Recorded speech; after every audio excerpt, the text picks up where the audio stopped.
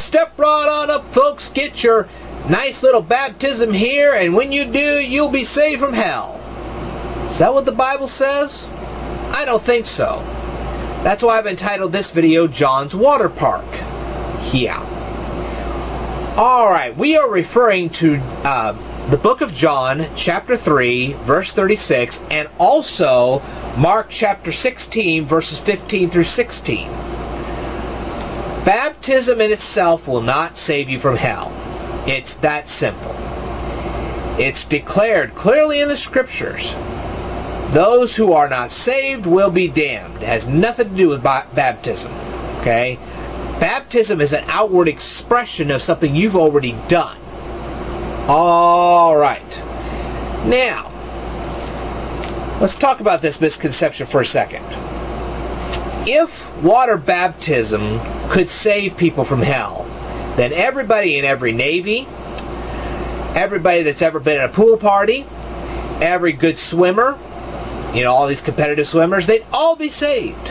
Shoot. You could dunk your head in the shower and you'd be saved. People going and taking a bath every week or every day or whatever could be saved. It's not the way it works. Alright? And besides, that would make baptism some kind of a human ritual. And the Bible clearly decrees that no human ritual will save you from the pit of hell. It doesn't work that way. Should that be equating baptism with the old Jewish sacrifices of the Jewish lambs?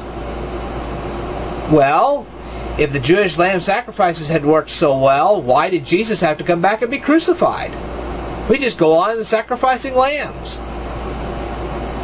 Jesus didn't want it that way. That's why he gave himself on the cross. His sacrifice on the cross was necessary because baptism cannot save you from the pit of hell. It is something that you can do. And Jesus said, it is not something you can do, it is something I have to do.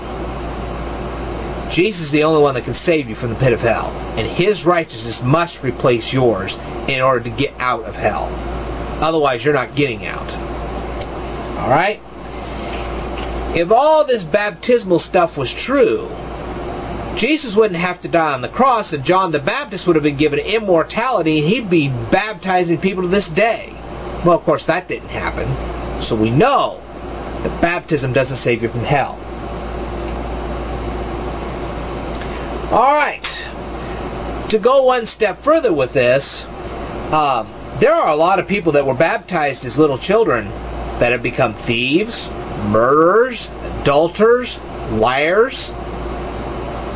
Well, if all these people became this, then obviously baptism for children did not save them from the pit of hell. They're raising hell right now. And I've had relatives, guarantee you I've had relatives that were baptized as children and are no more holy than a pig. Okay, I won't get into any details, but trust me, I've had relatives like this. Alright? Now, the thing is that some of these people, they were baptized as children. Some of them actually did get saved the right way. But the thing is, if they couldn't resist temptation on their own, how could they possibly keep any kid from resisting temptation? It doesn't work that way. Only Christ can help you resist temptation. That's the way it works. And some people say, well, I can keep my children from committing sin and going to hell. You couldn't keep yourself from committing sin and going to hell, and that's why you had to turn to Jesus. What makes you think you're going to be able to help any kid do that? It doesn't work that way. Let me tell you something. Once you are properly saved through the doctrine of Jesus Christ, then you'll have a desire to show the rest of the world that you were saved, and then you'll go for baptism. Until then, baptism just doesn't save you from hell. It's that simple. And I'm going to continue this topic in a future video. This is just part 1. There'll be a part 2. And I will tell you more then. Stay tuned.